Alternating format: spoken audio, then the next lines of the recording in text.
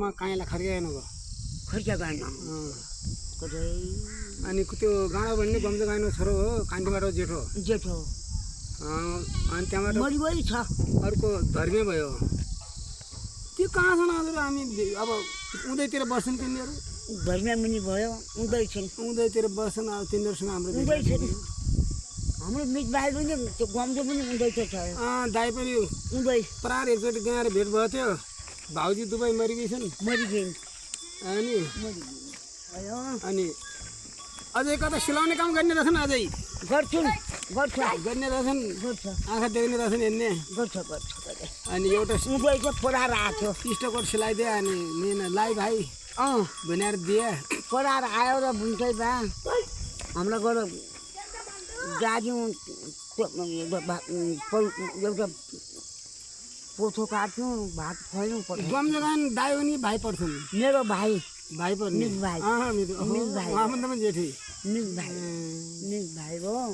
त्यो भए दिदी त पर्नुभयो त हाम्रो पनि म त 80 वर्षै भइगयो दाइ कति भएन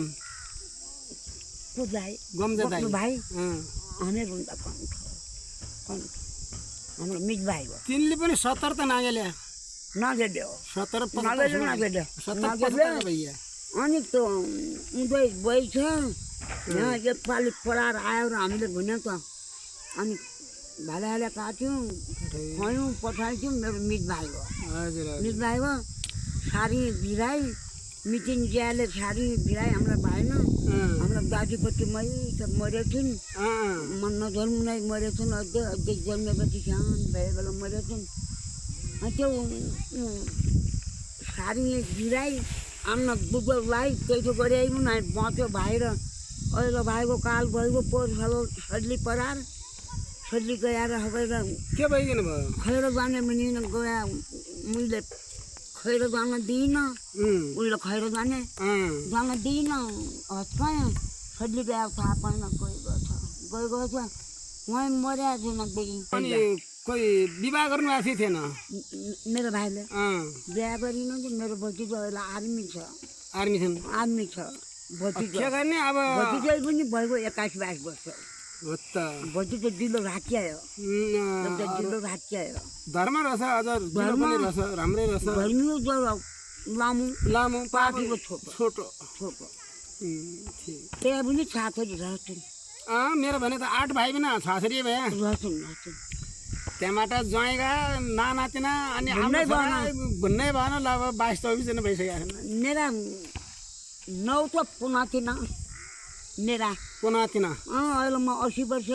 गए बैशाखको भइगयो अब 9 पुनातिना भए अब जनाति कति भयो जनाति पनि भइगएन होला सायद पुनाति भइरहेको छ हजुरभन्दा अझ कम धेरै कम कि मान्छे जनाति देखेले भन्थिन् छोराले पुनाति देखेको अरे